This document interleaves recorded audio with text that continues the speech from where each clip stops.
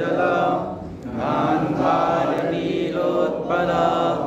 शल्यग्राहवती कृपेण वहनी कर्णेन वेलाकुलम् अश्वत्थामविकर्णघोरमकरा दुर्योधनावर्तनी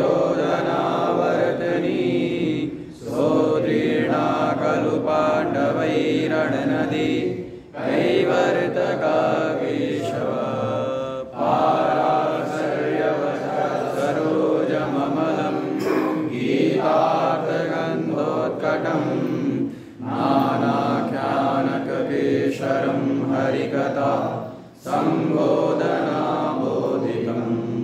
लोके सज्जन षट्पदैरहरः पेपीयमानं मुदा भूयात् भारतपङ्कजं कलिमल प्रध्वंसिना श्रेयसे मूकं करोति वाचालं पङ्गुं लङ्घयते गिरिं यत्कृपातमहं वन्दे परमानन्दमाधवम् यं ब्रह्मा वरुणेन्द्ररुद्रमरुतः स्तुवन्ति दिव्यैस्तवैः देवैशाङ्गपदक्रमोपनिषदैः गायन्ति यं सामगाः ध्यानावस्थिततद्गतेन मनसा पश्यन्ति यं योगिनो यस्यान्तं न विदुः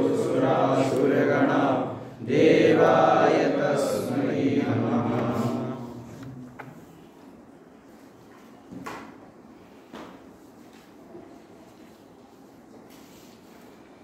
सोलहवां श्रीमद्भागवत गीता का दो प्रकार का मनुष्य के स्वभाव का निरूपण किया, दैवी संपत्ति और आसुरी संपत्ति। दैवी संपत्ति वाले के लिए एक शब्द प्रयोग किया था, अभिजातस्य माशुचं दैवीं अभिजातस्य भारतम्, ऐसे कहा था ना। दैवी संपत्ति अभिजातस्य, जो जन्म लेता है उसी समय से उसके भीतर कुछ न कुछ गुण प्रकट होने लगे, क्योंकि वो पूर्व की साधना को जैसे कहते हैं योग भ्रष्ट, तो पूर्व की जो साधनाएं होती हैं, जो दैवी संपत्ति होती है, वो जीव इस जन्म में लेके आता है। जब लेके आता है तो जन्म से ही उसकी चित्त वृत्ति में दैवी संपत्ति का आविर्भाव होता है। तो अभिजात से जन्म से ही शुरू होता है। जैसे हम लोगों का आज का दिन ऐसा है कि हमारे श्रद्धेय स्वामी जी पूज्य स्वामी सुबोधानंद जी का तो शरीर का पिता नहीं, वास्तव में सच्ची हमारी श्रद्धा, सच्ची भावना। इसीलिए मंगलाचरण में 3 तरीके होते हैं ना, नमस्कार करके, स्तुति करके, और तीसरा वस्तु निर्देशात्मक।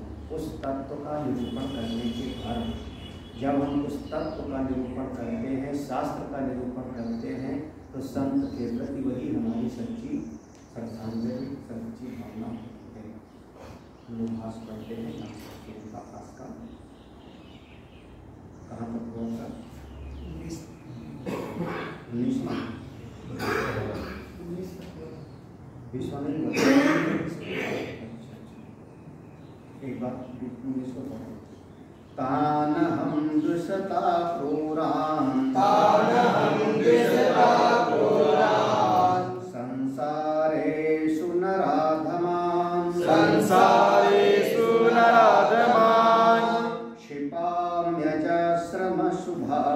क्षिपाम्यजस्रमशुभान्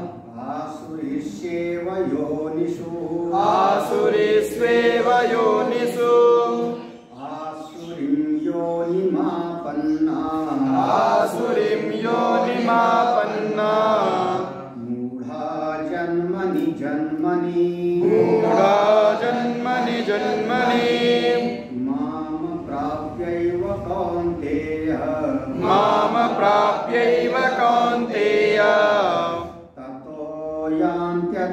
यान्त्यधमां गतिं ततो यान्त्यधमां गतिम्। ये 7वें श्लोक से 18वें श्लोक तक, ये 12 श्लोकों में, 7वें से 18वें तक, ये 12 श्लोकों में आसुरी संपत्ति का लक्षण क्या है उसका निरूपण किया है।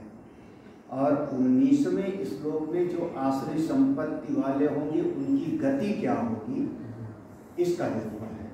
तो 19वां और 20वां श्लोक आसुरी संपत्ति वालों की गति का निरूपण है। ऐसे आसुरी संपत्ति वाले लोग जो परमात्मा से भी द्वेष करते हैं, सारे जगत से द्वेष करते हैं, क्रूर कर्म करते हैं, नर हैं, लेकिन नरों में उनका अधम स्वभाव है, नराधम। नराधम माने है मनुष्य, लेकिन मनुष्य में भी अधम उनकी चित्तवृत्ति है। ऐसे लोगों को अजस्रम अशुभान आसुरीश एव शिपामी, ऐसे जो निरंतर प्रवाहित होने वाला आसुरी अशुभ योनियां होती हैं, उसी योनियों में मैं उनको भेज देता हूँ। जैसा उनका यहाँ स्वभाव है उसी जगह पर जाओ, जिस तरीके का स्वभाव है उसी जगह पर जाओ, और जाओ उसी तरीके से अपने स्वभाव के अनुसार व्यवहार करते हो। तो आसुरीम योनिम आपन्ना, ऐसे मूढ़ लोग, मूढ़ा या मूढ़ा संबोधन है, ऐसे मूढ़ लोग आसुरी वृत्ति वाले आसुरी योनि आपन्ना, आसुरी योनि को प्राप्त कर लेते। आसुरी योनि वही जो पहले कहा था, व्याघ्र आदि, सिंह आदि, स्थावर आदि, क्रूर कर्म करने वाले ऐसे आसुरी योनि को प्राप्त करते हैं। आपन्ना माने प्राप्त करते हैं। अच्छा, फिर एक बार प्राप्त कर लेंगे तो अगली बार तो बढ़िया हो जाएंगे? अरे नहीं, जन्मन जन्म, बार बार जन्मन जन्मन, पुनः पुनः वो आसुरी योनि को प्राप्त करेंगे। माम अप्राप्य एव कौन्ते, हे कौन्तेय, ऐसे आसुरी वृत्ति वाले लोग, आसुरी संपत्ति वाले लोग माम अप्राप्त, मुझको प्राप्त नहीं करेंगे। जब परमात्मा को नहीं प्राप्त करेंगे तो बार बार जन्मेंगे और कहाँ कहाँ जाएंगे? ततो यान्ति, यान्ति माने चले जाते हैं, अधमाम गति, अधम से अधम गति में जाते हैं। उनके ऊपर उठने का, ऊर्ध्व विकास का रास्ता ही एक तरीके से बंद हो जाता है। उसी में बार बार असुरी योनि में बार बार चक्कर काटते रहते हैं। अब जैसे हम लोग पढ़ते हैं कि हिरण्यकश्यप हिरण्याक्ष हो गए, अगले जन्म में फिर रावण कुंभकर्ण हो गए, फिर अगले जन्म में शिशुपाल, और तो शिशुपाल भी तो भगवान से द्वेष ही कर रहा है। तो ये बार बार उसी योनियों में चक्कर काटते रहते हैं। आसुरी योनि को आपन्ना प्राप्त करके मूढ़ा, ऐसे आसुरी संपत्ति वाले जन्मन जन्मन बार बार जन्मते हैं और मरते हैं। और माम अप्राप्य, उसको प्राप्त नहीं कर पाते और अधम गति में ही जाते रहते हैं। आसुरीम योनिम आपन्ना प्रतिपन्ना मूढ़ा जन्मन जन्मन, कह रहे आसुरी योनि, आसुरी योनियों को ही आपन्ना माने प्रतिपन्ना प्राप्त करते हैं। मूढ़ा मूर्ख लोग, आसुरी संपत्ति वाले जन्मन जन्मन बार बार जन्मते मरते हैं। कौन है ऐसे लोग? ऐसे लोग है कौन? अविवेकिनः प्रतिजन्म तमो बहुलासु एव योनिषु जायमाना अधो गच्छन्तो मूढ़ा। सबसे पहले तो इनका विवेक जगा नहीं है, अविवेकी है। और अविवेकी है तो प्रतिजन्म जहाँ भी जन्म लेते हैं इनके जीवन में तामो गुण ही छाया रहता है। वो क्या कहते हैं, एक तो तीखी लौकी, दूजे नीम चढ़ी। एक तो अज्ञान है, अविवेकी है, और अविवेकी अगर कोई है और विवेक के लिए प्रयास करे, ज्ञान के लिए प्रयास करे, तब तो कभी न कभी आगे बढ़ जाएगा। लेकिन ये अज्ञानी लोग जहाँ जन्म लेते हैं वहाँ पर इनके जीवन में बचपन से ही तमोगुण छाया रहता है। तमो बहुलासु, तमोगुण, तमो माने अंधकार, फिर उनको सुझाई नहीं पड़ता, बचपन से ही मारो काटो उसी में लगे रहते हैं। ये जन्माना, ऐसे ऐसे तमो वाले ही गुण में ही उनका जन्म बार बार होता है। अधोगच्छन तो मूढ़ा, यानी बार बार नीचे जाते। इसको समझना क्या हुआ, यहाँ जो बता रहे हैं कि जैसे मनुष्य का शरीर है शरीर मनुष्य का, और इस मनुष्य के शरीर में वो आसुरी संपत्ति वाला हो गया, अहंकारम बलम दर्पम, पूरा आसुरी संपत्ति वाला हो गया। तो ये शरीर छोड़ा, तो इस शरीर को छोड़ने के बाद कोई ना कोई ऐसा जगह पर जाके उसको जन्म मिल गया, तो क्रम से जाएगा ना, जैसे क्रम से आते हैं वैसे क्रम से जाते हैं। तो एक ब्रह्म सूत्र में आएगा कि जैसे क्रम से सीढ़ी दर सीढ़ी चढ़ते हैं, सीढ़ी दर सीढ़ी उतरते हैं, तो इसी शरीर में कोई ना कोई फिर से एक मनुष्य का शरीर मिलेगा उस आसुरी संपत्ति वाले को, लेकिन वहां उसको घोर नरक के जैसे दुख मिलेगा, घोर नरक के जैसे दुख मिलेगा।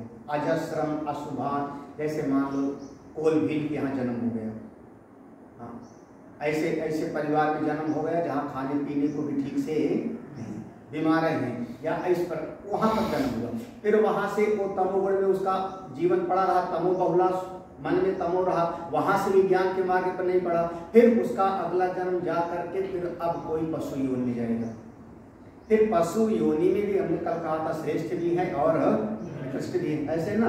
तो पशु योनि में भी गया, बाघ आदि बना, भगवान भास्कर ने व्याघ्र का नाम दिया, शेर आदि बना, वहां भी तमोगुण छाया हुआ है। फिर उसका शरीर छूटा तो अब और नीचे गया, अब कौन सा बना, बोले सियार लगड़बग्घा आदि बना। फिर और छूटा तो अब गया कहाँ पर, बोले अब बिल्ली आदमी बनेगा। फिर अब और कहाँ गया नीचे, तो अब गया कहाँ पर, छिपकली आदि बनेगा क्रम से। और फिर अब नीचे गया, फिर शरीर छूटा तो कहाँ जाएगा, फिर उससे और ज्यादा छोटे जीव हैं, चींटी मकोड़ा आदि बनेगा। फिर और छूटा तो कहाँ गया, बोले गंदी नाली का कीड़ा। तो अब देखो क्रम से नीचे गया ना। तो जैसे क्रम से आप सीढ़ी दर सीढ़ी ऊपर चढ़ते हो, ऐसे सीढ़ी दर सीढ़ी आसुरी संपत्ति वाला बार बार नीचे की तरफ जाता है। इसीलिए कह रहे हैं प्रति अविवेकी प्रतिजन्म तमो बहुला, जब जन्म लेता है तो तमोगुण छाया रहता है। ऐसे तामसिक योनियों में ही योनिषु जायमाना अधोगच्छन्ति, अथा माने नीचे की तरफ लगातार जाता रहता है। मूढ़ा माम ईश्वरम अप्राप्य, मुझ ईश्वर को प्राप्त नहीं कर पाता, अनासाध्य, मुझ परमात्मा तक नहीं पहुंच पाता। हे कौन्तेय तथा तस्मात् अपि यान्ति अधमाम निकृष्टतमाम गतिम्, इसलिए तस्मात् अपि, क्योंकि मुझको प्राप्त नहीं करता इसलिए यान्ति चला जाता है, अधमाम निकृष्ट, बड़े निकृष्ट गतियों में वो जीवन जाता है। अब हम लोगों के यहाँ जहाँ भी नाला होता है बहुत सारे कीड़े होते हैं, एक ही तरह के कीड़ा नहीं होते होंगे नाले में। गंदा नाला जो होता है उसमें एक ही तरह के कीड़ा नहीं होंगे, उसमें भी सैकड़ों प्रजातियां होंगी ना, उस नाले में भी सैकड़ों तरह की प्रजातियां होंगी। उसमें कोई मेढक भी होगा, कोई ना कोई छोटा सा जीव भी होगा, कोई ना कोई और छोटा सा जीव होगा, उससे भी छोटा बजाने वाला, उसमें किलबिल करने वाला होगा। अब इन्हीं बार बार योनियों में जीव जाता आता रहता है। तो कहने का मतलब क्या हुआ, भगवान भाष्यकार एक कहने का मतलब बता रहे, एक पूरा आगे, माम अप्राप्य एव इति न मत प्राप्तो काचित अपि आशंका अस्ति, अतो मत शिष्ट साधु मार्गम अप्राप्य इत्यर्थ। यहाँ पर भगवान ने श्लोक में लिखा ना, माम अप्राप्य, मुझको प्राप्त नहीं करते ये लोग, तो उसको करें माम अप्राप्य। जो भगवान ने कहा कि ऐसे लोग मुझको नहीं प्राप्त करते, यहाँ एक शब्द और है, माम अप्राप्य एव, एव शब्द है ना, तो एव इतना मत प्राप्त हो, एव कार कहने मुझको कोई प्राप्त नहीं करता, जो एव शब्द लगाया उस पर एक शंका हो गई कि ना मत प्राप्त हो काचित अत्याशंका, फिर तो आपको कोई भी प्राप्त नहीं करता होगा, क्योंकि आप तीन लोक के स्वामी हैं, आप ब्रह्म स्वरूप हैं, आप अनादित्वात् निर्गुणत्वात् परमात्मा अयम, आप ऐसे हैं, तो आपको तो कोई नहीं प्राप्त करता होगा, क्योंकि ये वो लगाया ना, माम अप्राप्य एव। तो ये शंका न हो जाए, इस आशंका को निवारण करने के लिए कहते हैं अतो मत शिष्ट साधु मार्गम,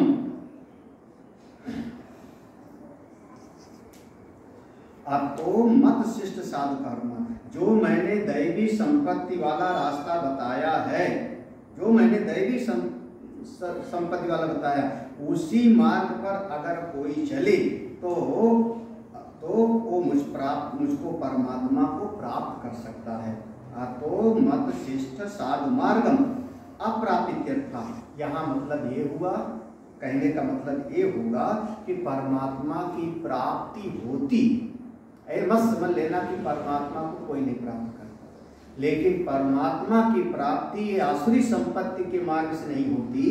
मत शिष्ट साधु मार्गम, मेरे द्वारा जो उपदेश दिया हुआ दैवी संपत्ति वाला मार्ग है, ऐसे आसुरी संपत्ति वालों को मार्ग ही नहीं मिलता जिससे वहां तक पहुंच जाए। ठीक है, ये ध्यान रखना। यहाँ पर माम अप्राप्य जो शब्द है ना, माम माने मुझको, तो यहाँ अर्थ है कि परमात्मा तक पहुंचाने वाला जो मार्ग है दैवी संपत्ति का, वही ऐसे आसुरी वालों को प्राप्त नहीं। अब ऐसे समझ लो ना, जैसे कहा ना, दुर्लभम त्रयमेवैतद् दैव अनुग्रह हेतुकम मनुष्यत्वम महापुरुष। तो ये सत्संग आज का मौका नहीं मिलता उनको, शास्त्र श्रवण का मौका नहीं मिलता। अभी अपने समाज में ही, अभी स्वामी जी कल कह रहे थे कि अपने ही हरिद्वार जैसे ऋषिकेश जैसे स्थान में सत्संग की कमी है, शास्त्र का जो है स्वाध्याय आदि की कमी है, तो ये मार्ग ही नहीं प्राप्त होता। तो मत शिष्ट साधु मार्गम अप्राप्य, मेरे द्वारा परमात्मा की प्राप्ति का जो मार्ग बताया है, उन लोगों को मार्ग ही प्राप्त नहीं होता, और मार्ग ही प्राप्त नहीं होता तो बार बार फिर परमात्मा तक भी नहीं पहुंचते, भटकते रहते। तो इसलिए दैवी संपत्ति पर चलना। अब ये अगला जो 4 श्लोक है, इसका जो है संगति लेते हैं आज का, खास करके 2 श्लोक का। सर्वस्या आसुर्या संपदः संक्षेपः अयम उच्यते। सर्वस्या, ये जो 12 श्लोक में आसुरी संपत्ति का वर्णन किया था, 7वें से 18वें तक, 19वां 20वां था कि जो आसुरी वाले होंगे उनको गति क्या प्राप्त होगी, आसुरी होंगे जाएंगे। तो ये जो 7वें से 18वें तक जो लक्षण बताए थे, वो सब आसुरी संपत्ति हो गए। सर्वस्या आसुरिया संपत्ति, वो आसुरी संपत्ति। संक्षेप अयम उच्यते, वो सबको संक्षेप में 3 शब्दों में यहाँ बोला जाएगा। सब का मूल ये 3। जैसे कोई पेड़ होता है, उसकी एक शाखा होती है, उस एक शाखा से फिर 5 निकलेंगे, फिर 5 से 50 निकलती है। ऐसे अब आपने तना कहा जी, तो सारे दोषों का, दोष तो ढेर सारे गिनाए थे वहां पर, सारे दोषों का यहाँ संक्षेप में 3 में ला करके समझ लेंगे। कहते हैं यस्मिन् त्रिविधे सर्वः आसुर संपद भेदः अनंतः अपि अंतर्भवति। यस्मिन् त्रिविधे, आगे जो बताया जाएगा उन्हीं 3 दोषों में सर्वः आसुर संपद, सारी की सारी आसुरी संपत्ति उसी 3 में समा जाती है। यस्मिन् त्रिविधे, आगे कहे जाने वाले जो 3 होंगे, उन 3 दोषों में, 3 संपत्तियों में सर्व आसुर संपत्ति, सारी आसुरी संपत्ति का उसी में समापन हो जाता है। वो 3 हैं। भेदः अनंता अपि अंतर्भवति, चाहे जितना आप उसके भेद प्रभेद कर लो, गाली देता है, परुष वचन बोलता, गाली देता है, कड़वा बोलता है, या वो मारता है, क्रूर कर्म करता है, चाहे जितना भेद कर लो, सब 3 में जाके समझ। अंतर्भवति, भेदः अनंतः, अनंत भेद होने पर भी अंतर्भवति, सब इन्हीं 3 में समाहित होता है। यत् परिहारेण परिहिता, चलो अगर ये 3 को हटा दिया जावे, यत् परिहार माने 3 को हटा दिया जावे, तो सारे आसुरी संपत्ति सब का सब, वही जैसे तना को काट दो तो सारी शाखाएं उसकी जाती हैं। यत् मूल सर्वस्य अनर्थस्य तद् उच्यते, तो जो मूल सर्वस्य अनर्थस्य, जो सारे अनर्थों का मूल है, अब उसको भगवान कहते हैं। वो 3 जो हैं वही मूल हैं। ये 3 से फिर बहुत सारी शाखाएं निकलती हैं, भेद होता है। बहुत प्रसिद्ध है, गोस्वामी जी ने इसका ज्यों का त्यों अनुवाद किया। त्रिविधं नरकस्येदं द्वारं नाशनमात्मनः द्वारं नाशनमात्मनः कामक्रोधस्तथा लोभः कामक्रोधस्तथा लोभः तस्मादेतत्त्रयं त्यजेत् तस्मादेतत्त्रयं त्यजेत् इदं त्रिविधं नरकस्य द्वारम। एक तीन नरकस्य द्वारम, नरक के द्वार हैं, तीन नरक के द्वार। और नाशनम आत्मना, अपने आप का नाश करने वाले, स्वयं का ही उद्धरेत आत्मना आत्मान से भगवान ने कहा था, उद्धार ने बल्कि नाश करने वाले। कौन? कामः क्रोधः तथा लोभः। इति तस्मात् एतत्त्रयं त्यजेत्, तस्मात् इसलिए, अभी अंतिम चरण में एतत्त्रयं, इन तीनों को त्याग देना। सरल अर्थ है, वो याद होगा सबको। त्रिविधम त्रिप्रकारम नरकस्य प्राप्तौ इदं द्वारम।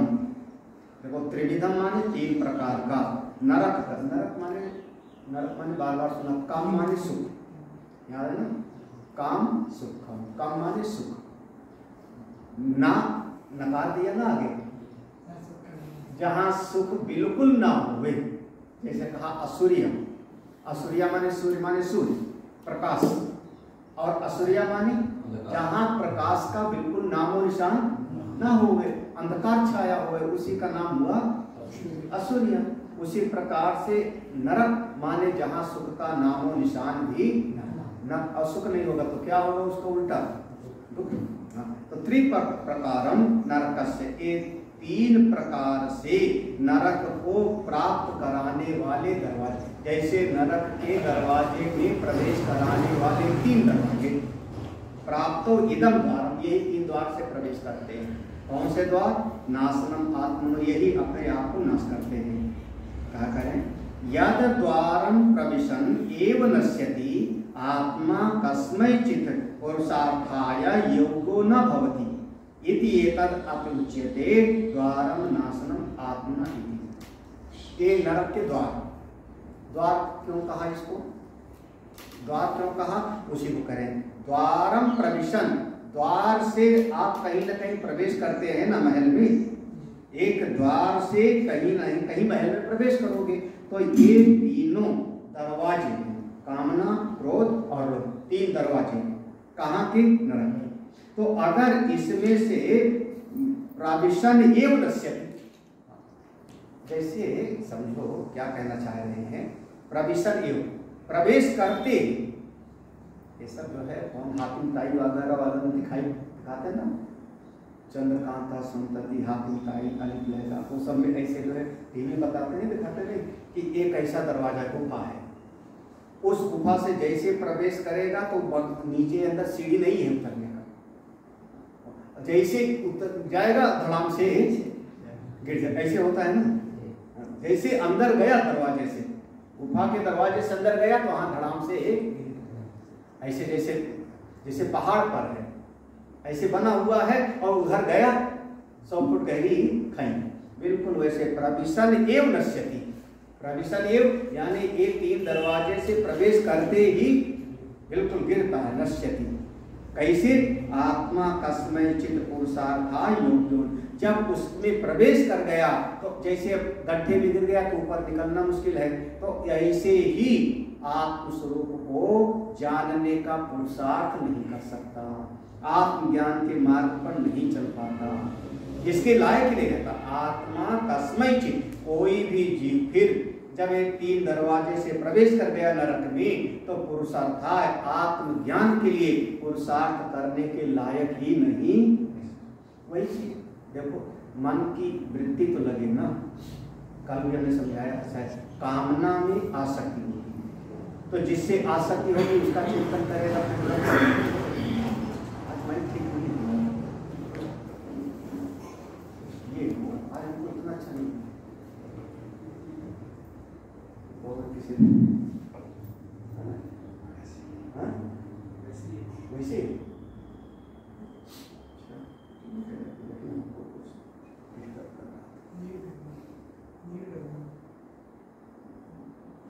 तो हमारे लिए गलत करते हैं। हमारी वाली एक अलग क्यों नहीं रखते, उसको क्यों यूज करते हो? तो ये तो पहले भी यही रहा है। चलिए ठीक है। तो आत्मा कस्मैचित पुरुषार्थाय योगो थोड़ा वैल्यू आत्मज्ञान के प्राप्ति के लिए पुरुषार्थाय, आत्मज्ञान की प्राप्ति के लिए पुरुषार्थ करे, इसके योग्य फिर वो नहीं रहता। यही है इति एतद अपुच्यते, इसीलिए यहाँ पर कहा गया द्वारम नाशनम आत्मनः, इसीलिए कहा गया कि अपनी आत्मा का नाश करने के ये कर्म। क्यों? कामना होगी तो आसक्ति होगी, आसक्ति जिससे होता है चित्त उसी का बार बार चिंतन करेगा। आप कहो ब्रह्म चिंतन करो, भगवत चिंतन करो, आत्मा का चिंतन करो, और चिंतन किसका करेगा? वो जिससे आसक्ति है। तो जब आसक्ति वाले में ही उसका चित्त बार बार चिंतन करेगा तो ब्रह्म चिंतन का समय ही उसको प्राप्त। अच्छा, क्रोध है, क्रोध है तो जिससे भी क्रोध है उसमें हिंसा है, द्वेष है, जलन है। आप बार बार वो शत्रु का चिंतन चलेगा आपके भीतर। आपकी चित्त वृत्ति क्रोध के कारण इतना दूषित हो गई कि वही शत्रु के जो जलन है उसी का बार बार चिंतन करोगे। मन बार बार घूम करके उसी में जाएगा, इसको मारूंगा, इसको छोड़ूंगा नहीं, इसका सारा सत्यानाश कर दूंगा, श्राप दे दूंगा, भस्म हो जाएगा। तो आपकी चित्त वृत्ति वहां रहेगी तो परमात्मा का चिंतन कब करोगे? लोभ है, लोभ है तो लोभ में तृष्णा है, तो कहते हैं लोभ में जब तृष्णा बढ़ जाएगी तो वो थोड़ा और, ये भी चाहिए, ये भी चाहिए। अब उस लोभ की वस्तु को पूरा करते करते मेरा पूरा का पूरा जीवन समाप्त हो जाएगा। तो आत्मज्ञान का फिर समय नहीं मिलेगा, कब चिंतन करेगा, कब भक्ति करेगा? इसलिए कहा कि ये तीनों कामना, क्रोध और लोभ, ये तीनों नरक के द्वार हैं और अपनी आत्मा का नाश करने वाले। नीचे का पैरा है, किम तत् कामः क्रोधः तथा लोभः तस्माद् एतत्त्रयं त्यजेत्। कामना, क्रोध और लोभ, इसलिए एतत्त्रयं, इन तीनों का त्याग कर देना चाहिए। यत एतद्द्वारं नाशनम आत्मनः तस्मात् कामादित्रयम् एतत् त्यजेत्। त्याग स्तुति यम, देखो एक शब्द में कहिए, यत एतद्द्वारं नाशनम, चूंकि जो ये अपनी आत्मा का नाश करने के दरवाजे हैं, एतद्द्वारम, ये द्वार है, नाशनम आत्मना, अपनी आत्मा का नाश करने के द्वार हैं, तस्मात्, इसलिए कामादित्रयम्, एक कामना आदि तीनों को एतत् त्यजेत्, त्याग देना चाहिए। वास्तव में इस पूरे श्लोक में त्याग की स्तुति है, बड़ा विशेष त्याग स्तुति यम। पूरे श्लोक में देखो भाष्यकार ने अंत में कह दिया त्याग स्तुति। जीवन में आप त्याग करते हो तो आप परमात्मा की तरफ बढ़ोगे। त्याग स्तुति यम, ये पूरा का पूरा श्लोक त्याग की स्तुति है। जैसे कहा ना त्यागेन एकेन अमृतत्वम्, तो किसका त्याग करें, किसका त्याग करें? वही कामना, क्रोध, लोभ, अहंकार, वो सब आसुरी संपत्ति जितनी है उसका त्याग करें। जब इसका त्याग कर देंगे तो क्या होगा? फिर देखो नीचे का इसको, हेतैर्विमुक्ता कौन्तेय, हेतैर्विमुक्ता कौन्तेय, तमोद्वारैस्त्रिभिर्नरः, तमोद्वारैस्त्रिभिर्नरः, आचरत्यात्मनः श्रेयः, आचरत्यात्मनः श्रेयः, ततो याति परां गतिम्, ततो याति परां गतिम्। तमोद्वारैस्त्रिभिः नरः, एक तमोगुण रूपी जो द्वार हैं, तीन, काम, क्रोध और लोभ, इनसे एतैर्विमुक्ता नरः, इनसे जो अलग है, एतैर्विमुक्ता, इनसे जो बच गया, हे अर्जुन, इनसे जो बच गया। तमो गुण रूपी तामसिक द्वार, ये जो तीनों हैं, इनसे जो बच गया वो क्या करेगा? आचरति, अब उसका व्यवहार कैसा होगा? बोले श्रेय आत्मनः श्रेया, आत्म कल्याण के लिए। यानी अब ये तीनों से बच गया तो जाएगा किधर? दैवी संपत्ति। दैवी संपत्ति में जाएगा तो श्रवण करेगा, मनन करेगा, निधिध्यासन करेगा, स्वाध्याय करेगा, तो श्रेया कल्याण के लिए। और जब इस मार्ग पर चलेगा तो ततो याति, तो कभी न कभी वो परम गति को प्राप्त कर लेगा। इस मार्ग में चलेगा तो परम गति को प्राप्त कर लेगा। ये तई विमुक्त, हाँ, ये तई विमुक्ता कौन्तेय तमो द्वारै, यहाँ तक तो श्लोक है पूरा पूरा। ये तई, इन सारे से विमुक्ता, जो विमुक्त हो गया, हे कौन्तेय अर्जुन, तमो द्वारै, तामसिक रूप, तामसो नरकस्य दुख मोहात्मकस्य द्वाराणि कामादयः तै एते, त्रिभि विमुक्तो नर आचरति अनुतिष्ठति। देखो, ये तीनों जो हैं तामो गुण के द्वारा, ताम में अंधकार में ले जाने वाले हैं। तमस क्या है? जो श्लोक में तमस शब्द लिखा है ना, श्लोक में तम लिखा है, तो तम को अर्थ क्या होगा? तो ऊपर के श्लोक से संगति रहेगा। ऊपर के श्लोक में कहा था नरक में जाने, तो भगवान भास्कर के यहाँ जो इस श्लोक में तम लिखा है वो नरकस्य, यानी वही नरक में ले जाने वाले हैं। तमोगुण अज्ञान में जहां अंधकार ही है उस नरक में ले जाने वाले हैं। अच्छा, नरक क्या है? वहां क्या होगा? तो अगला शब्द दुख मोहात्मकस्य द्वाराणि, यानी वहां पर गया तो दुख होगा और मोह में जीवन पर्यंत पड़ा रहेगा। यही उसके द्वार है। जैसे कहा नरक के द्वार, तो नरक के द्वार माने जीवन में दुखी और मोह में पड़ा हुआ और जीवन खत्म हो जाएगा। यही है कामादया, कामादया माने काम, क्रोध और लोभ, ये तीनों। तई एतई त्रिभि विमुक्तो, जो ऐसा कोई साधक है इन तीनों से विमुक्त हो गया, नर आचरति, मनुष्य कोई ऐसा हो कि इन तीनों से अलग होकर के अनुतिष्ठति, साधना करे। किम, कौन सी साधना करे? कौन सी साधना करे? किम आत्मना श्रेयो यत् प्रतिबद्धा पूर्वम न आचरति। देखो थोड़ा सा इस पंक्ति पर थोड़ा ध्यान देना तो समझ में आएगा। आत्मना श्रेय, अपनी आत्मा के कल्याण का जो उपाय है, आत्म कल्याण का उपाय क्या है? वही विवेक, वैराग्य, समाधि सकट संपत्ति, मोक्षोत्तम, ये बहिरंग साधन है। अंतरंग साधनों का श्रवण, मनन और निधिध्यासन है ना, ये साधन जो करता है। तो आत्मना श्रेय यत् प्रतिपद्धा, ये जो आत्म कल्याण का जो मार्ग है, पूर्वम न आचरति, पहले इस मार्ग पर नहीं चलता। क्यों नहीं चलता था? कि उसके मन में तमोगुण था, दोष था, उसके भीतर अविद्या थी, वो कामना, क्रोध आदि था, इस कारण से इस मार्ग पर नहीं चलता था। तो आत्मना श्रेय यत्, आत्म कल्याण के मार्ग पर चलने का जो मार्ग है, पूर्वम न आचरति, पहले नहीं चलता था। लेकिन अब तद अपगमत्, जब ये तीनों का त्याग कर दिया, तमोगुण का त्याग कर दिया, आसुरी संपत्ति का त्याग कर दिया, तब तद अपगमत् आचरति। नहीं समझ आ रहा? वो पंक्ति देखा ना, इसलिए ये पंक्ति इसी तरीके से है। तद अपगमत्, तद माने ये तीनों दोष नरक वाले, तमोगुण, तद अपगमत्, अपगमत् माने निकल जाना, इनका त्याग करने के बाद जब इनका त्याग हो गया तो आचरति, यानी ये आत्म कल्याण का जो मार्ग है उस पर पहले नहीं चलता था। क्यों नहीं चलता था? क्योंकि काम, क्रोध आदि में फंसा था। और तद अपगमत्, जब इसने सत्संग आदि सुना और इसको किनारे कर दिया, तब आचरति, श्रेय मार्ग पर चलने लगता है। अच्छा, जब श्रेय मार्ग पर चलेगा तो ततः तद आचरणात्, जब ये श्रवण मनन निधिध्यासन आदि करेगा तो याति पराम गति मोक्षम, तो परम गति मोक्ष को कभी न कभी, मोक्षम अपि इति, यही अर्थ है, वो परम गति को, मोक्ष को प्राप्त कर लेगा।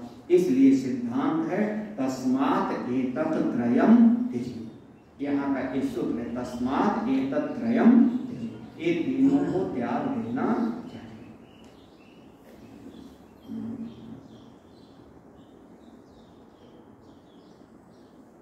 क्या करें? पूरा करें।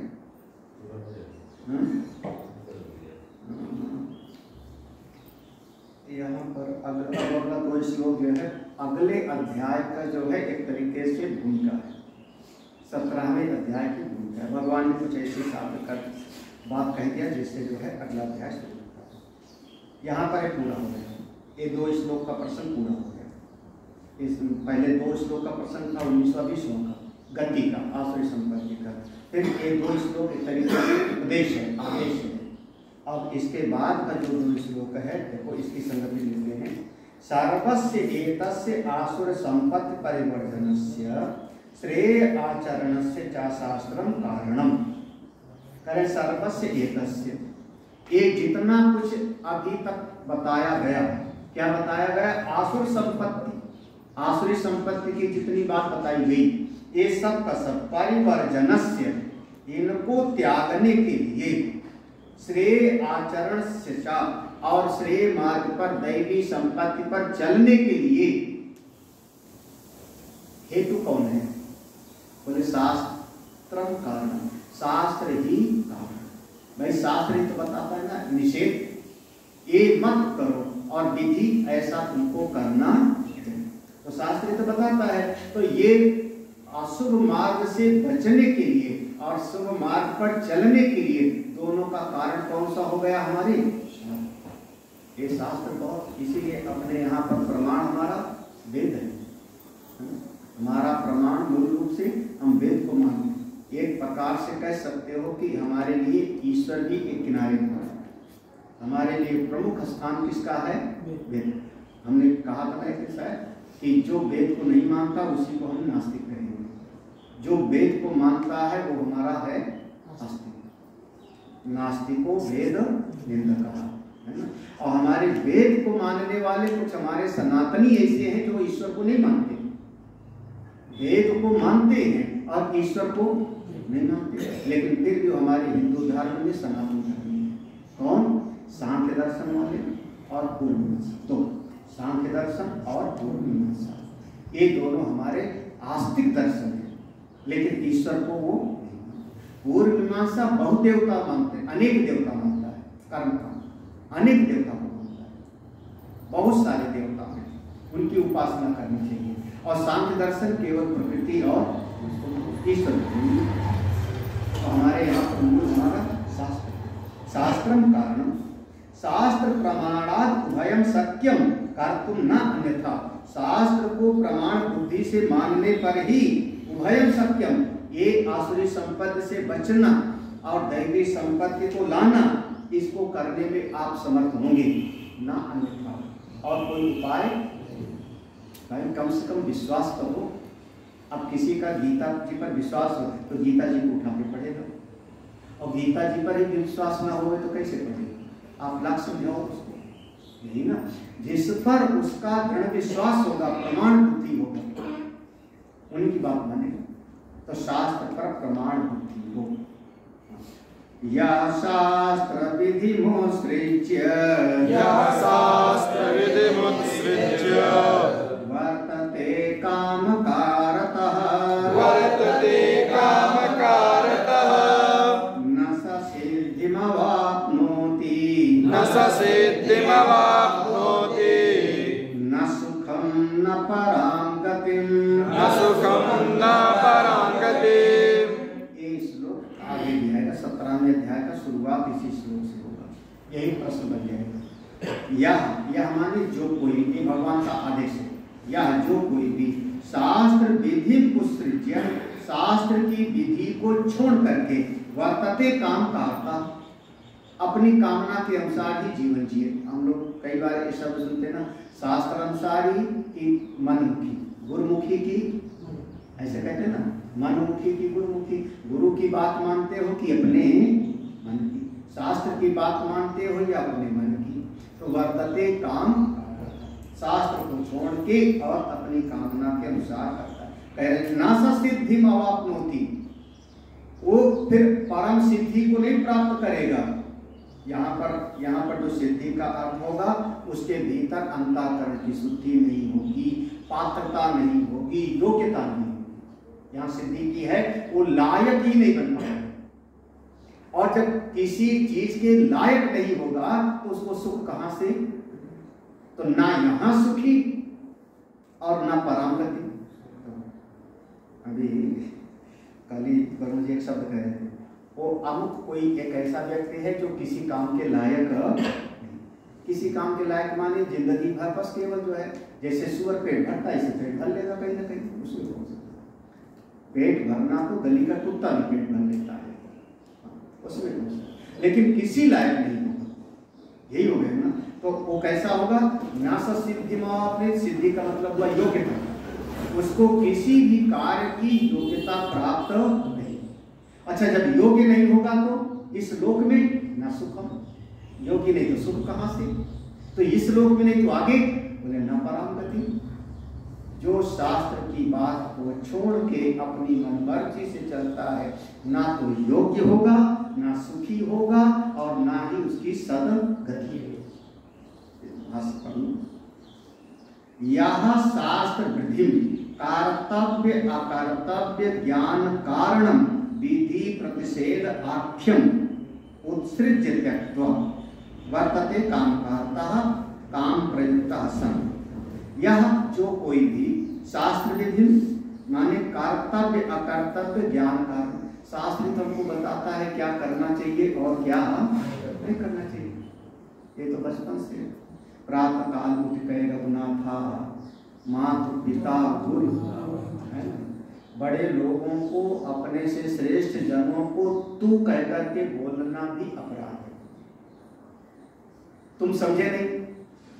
हम अपने पिता को, माता जी को, गुरु जी को, अपने से कोई दादाजी को, और छोटा बच्चा बोल देंगे तुम समझे नहीं हो, तो हमारे यहाँ पर एक बहुत खराब शब्द है। महाभारत में इसको समझाने के लिए कथा आई है, याद है किसी को? अर्जुन माधव है ना, अर्जुन माधव एक पूरी कथा है इस बात कि अपन, अब अंग्रेजी भाषा में तो जो भी होगा यूं ही बोलना पड़ेगा ना। हमारे यहाँ पर आप शब्द है, आप, भगवान, संस्कृत भाषा में भगवान कहेंगे, आप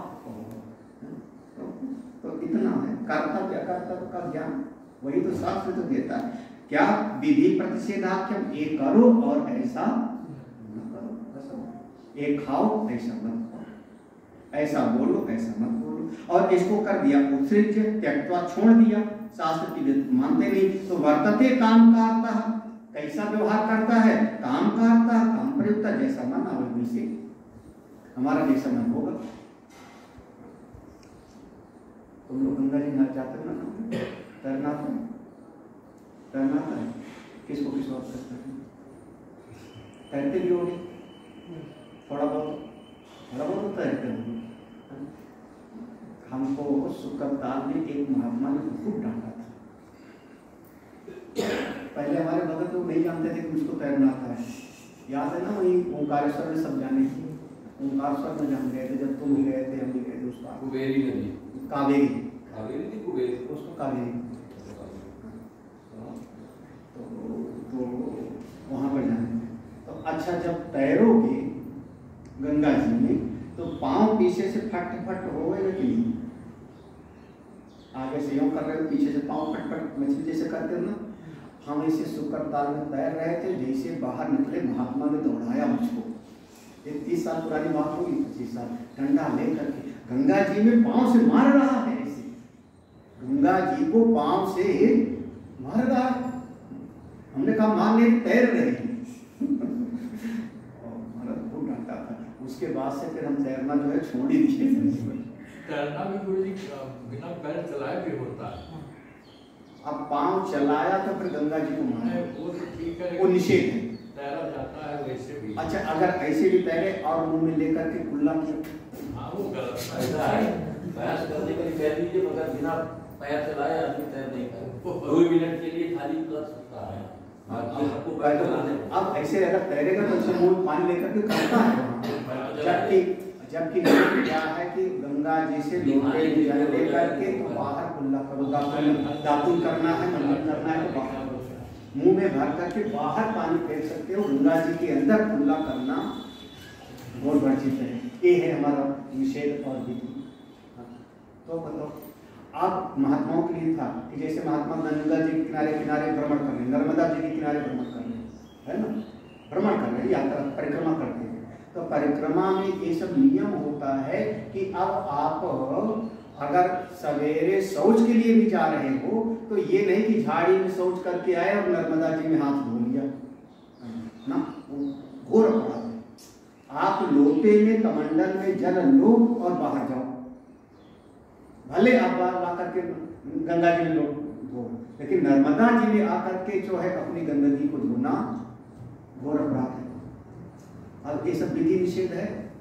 और बता दूं एक लाइन और, बनारस के संत, बनारस और प्रयाग ये दो जगह पर जो बहुत जो कर्मनिष्ठ हैं वो कितना विधि निषेध का पालन करते हैं हम लोग, वो पहले घर में नित्य क्रिया शौच में चले जाएंगे, उनका मलमूत्र अपने जहाँ पर जाके कर लिया, फिर वो नहा लेंगे, नहा करके गमछा लपेटे, गमछा होता है लाल लाल सा, गमछा पहन के फिर जाएंगे संगम में स्नान करने, काशी में स्नान करने। क्यों? क्योंकि अगर आप बाथरूम में गए हो तो वो गंदा वस्त्र लेकर के गंगा जी में आप जा रहे हो तो आपको दोष हो गया। इतना नियम पालन कौन करता होगा तुम लोगों में? हाँ, फिर दूसरे कुछ महात्मा होते हैं जो वो उनका है कि गंगा जी में स्नान कर लिया, स्नान करके बाहर निकले, और जब बाहर निकले तो आप लोग करते क्या, कपड़ा जाकर गंगा जी को बढ़िया, वो कहते ये पाप हो गया। गंगा जी कोई आपके गंदे कपड़े धोने के लिए है क्या? अब बताओ, ये विधि निषेध है। विधि निषेध मैं कल, अभी तो मैंने केवल गंगा जी का लिया है, पूरा बताएं तो बहुत कुछ होगा। तो जो इसको छोड़ करके वर्तते काम करता, जो मर्जी आए चलो गंगा जी में आज हम तैरते हैं, मौज है। लिखा रहता है कि गंगा जी पाप धोने के लिए है, मैल धोने के लिए नहीं। हाँ, गंगा पापम सुसी पापम, गंगा पाप धोने के लिए, मन का पाप धो, कपड़े का मैल नहीं, मैल नहीं। तो काम प्रयुक्ता मन मर्जी से जो कर, अब तैरने अगर गए तो समझ लेना ये वाला तो पाप तो हो जाएगा, मतलब महीने भर का पुण्य तो गया, गई भैंस। तो काम प्रयुक्ता सन न स सिद्धि पुरुषार्थ योग्यताम अवाप्नोति, सिद्धि का अर्थ किया पुरुषार्थ योग्यता, धर्म अर्थ काम मोक्ष जो चारों पुरुषार्थ हैं उनको प्राप्त करने की योग्यता ही उसको प्राप्त हो। जो शास्त्र की विधि को नहीं मानेगा वो लायक ही नहीं, किसी लायक नहीं, जो किसी लायक ना होवे उसी का नाम होता है नालायक, किसी लायक नहीं होना। अरे कल महात्मा बोल रहे थे, वो जो भागवत में आता है ना कि दक्षिण भारत में पैदा हुई भक्ति देवी, है ना, दक्षिण उत्पन्ना द्रविड़ी देश, दक्षिण भारत में पैदा हुई, कर्नाटक में मेरा पालन पोषण हुआ, महाराष्ट्र में कहीं कहीं सम्मान हुआ, और गुजरात में जाकर के मैं जीर्ण सिद्ध, ऐसा भागवत के श्लोक है। तो जब कर्नाटक की बात आई कि कर्नाटक में मेरा पालन पोषण हुआ, तो उनका कर्नाटक माने कर्नाटक जहाँ लोग नाटक ज्यादा करे उसी का नाम हुआ। क्या हमने कहा ये बढ़िया हिसाब लगा।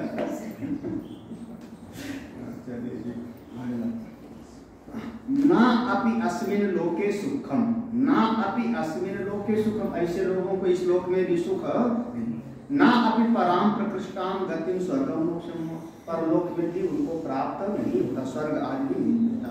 इसलिए तस्मात् शास्त्रं प्रमाणं ते, तस्मात् शास्त्रं प्रमाणं ते, कार्य व्यवस्थितो, कार्य व्यवस्थितो, ज्ञात्वा शास्त्र विधानोक्तं, ज्ञात्वा शास्त्र विधानोक्तं, कर्म कर्तुम् इहार्हसि, कर्म कर्तुम् इहार्हसि, तस्मात् कार्याकार व्यवस्थितो शास्त्रं प्रमाणम, तस्मात् ते, इसलिए तुम्हारे लिए अर्जुन कार्याकार क्या करना है और क्या नहीं, इसकी व्यवस्था में शास्त्र ही प्रमाण है। पहले लोग जाते थे ना काशी से, जो है जैसे डंडा लगा गाय लगी, कहाँ जाया करते थे? काशी। काशी में जाकर के प्रयासित पूछ लिया, तो पता नहीं कौन सा विद्वत समाज विद्वत परिषद काशी की जो पोथी वोथी खोलते थे, तो बताते थे 4 महीना का दंड, 4 महीना भिक्षा मांगो, गली गली लाठी लगी है, फिर कुछ अनाज इकट्ठा करो, भंडारा करो तो तुम शुद्ध हो जाओ, ऐसे कुछ कहते। 6 महीना 8 महीना कुछ ऐसा बोला जाता था। तो एक कार्य और अकार्य, ये दोनों में प्रमाण कौन हुआ? शास्त्र, अपना मन नहीं। तो अब शास्त्र प्रमाण है, और आप कह दो कि हम तो शास्त्र जानते ही नहीं। ये बहुत लोग कह देते हम शास्त्र जानते नहीं, अनजान में तो भगवान भी माफ करते। बोले अनजान में भगवान माफ नहीं करते। जैसे बिजली है, बिजली का तार अनजान में छू जाएगा तो भी झटका तो हो, अनजान में भी कोई जहर खाएगा तो हो। तो ये कर्म का जो क्षेत्र है, जान अनजान की बात नहीं, इसलिए शास्त्र को जानो। शास्त्र ज्ञात, शास्त्र विधान ज्ञात, तो शास्त्र के विधान को पहले जानो, और उक्तम जो उसमें कहा गया है वही कर्म कर तुम यह अर्हसि, वही कर्म तुमको यहाँ करना है। ज्ञात माने जानकर। अब इसके लिए शास्त्र को पहले जानना भी, ज्ञात्वा शास्त्र विधान, शास्त्र के नियम को जानो, और जो उसमें कहा गया उत्तम उसी कर्म को करते रहना। तस्मात्, तस्मात् माने हमेशा, इसलिए। तस्मात् शास्त्रम प्रमाणम, शास्त्र ही प्रमाण है। किसके लिए? ज्ञान साधनम ते, तुमको अगर ज्ञान चाहिए तो शास्त्र ही प्रमाण है। ते माने तो तुम्हारे लिए। किस कार्य में? कार्य व्यवस्थित, कर्तव्य अकर्तव्य व्यवस्थायाम, क्या करना है और क्या नहीं, इसकी व्यवस्था जाननी है। तो शास्त्र ही हमारे लिए। शास्त्र में कोई बात कह दी तो दुनिया चाहे तो कहे। रामायण में कई मत बताया, क्या साधु मत, वेद मत, लोक मत, ऐसे कुछ है। दोहा है, एक दोहा है भरत जी वाले प्रसंग में, वशिष्ठ जी वाले प्रसंग में, साधु मत, वेद मत, लोक मत, ऐसे कई मत हो। तो हमारे यहाँ पर शास्त्र मत माने वेद मत, इसको जानो, और जान करके अतो ज्ञात्वा माने बुद्ध्वा, इस शास्त्र को जान करके क्या जानो? शास्त्र विधान उक्तम, शास्त्र में जो विधान किया गया है, किसका? विधि विधान, शास्त्रेण विधान, शास्त्र विधान। विधि माने देखो शास्त्र में एक विधि है, किसका? विधान किया गया है शास्त्र के द्वारा, इस चीज को करना चाहिए। शास्त्र विधान इसको कर कुरिया, यहाँ पर कुरिया के पास में काम अपने आप समझ लेना, लिखना नहीं है, काम है से।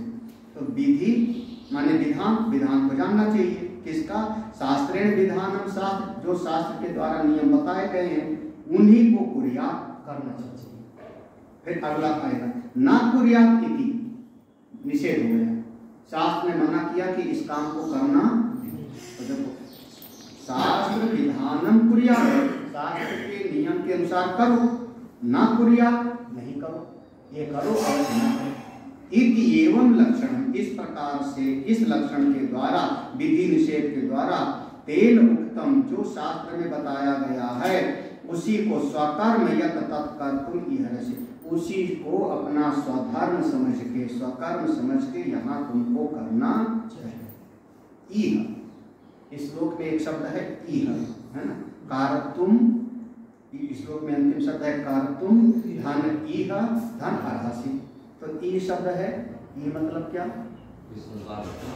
इह इति कर्म अधिकार भूमि प्रदर्शनार्थम इति, जो ई शब्द है वो जहां मनुष्य को कर्म करने का अधिकार मिला है वहीं पर विधान माना जाएगा। जहां कर्म करने का अधिकार ही नहीं है, अब शेर को आप विधान बताओ कि तुम शाकाहारी हो जाओ, शेर के लिए कोई विधान है? सांप के लिए कोई विधान है? नदी के जल के लिए कोई विधान है? तो असुर के लिए कोई विधान है? तो ये है जहां पर जीव को कर्म का अधिकार है कि आप ये भी कर, आप दाएं भी जा सकते हो, बाएं भी जा सकते हो, वहीं पर आपके लिए नियम होगा कि बाएं चलो, दाएं से मत हो। जहाँ स्वतंत्रता है आपको कि आप इसको कर भी सकते हो, नहीं भी कर सकते, इस पेड़ को लगा भी सकते हो, उखाड़ भी सकते हो, वहीं पर विधान होगा कि तुलसी का पेड़ लगाओ और बबूल का पेड़ उखाड़ो। ये नहीं कि तुलसी का पेड़ उखाड़ के सब पेड़ लगाओ जंगल में, ये नहीं, ये विधान नहीं होना चाहिए। कभी कभी ऐसा गड़बड़ हो जाता है तो फिर क्यों जहाँ कर्म का अधिकार है, कहाँ इस लोक में, अस्मिन लोके, इस लोक में मनुष्य को कर्म का अधिकार है, इसलिए भूमि प्रदर्शनार्थम, भूमि माने इस मर्द लोक में ही जीव कल्याण कर सकता है, उसी के लिए कहा गया है। इत श्री महाभारते षट्सहस्रयां संहितायां नैयायिक्यां भीष्म पर्वणि श्रीमद्भगवद गीतासु उपनिषत्सु ब्रह्म विद्यायां योगशास्त्रे श्री कृष्णार्जुन संवादे दैवासुर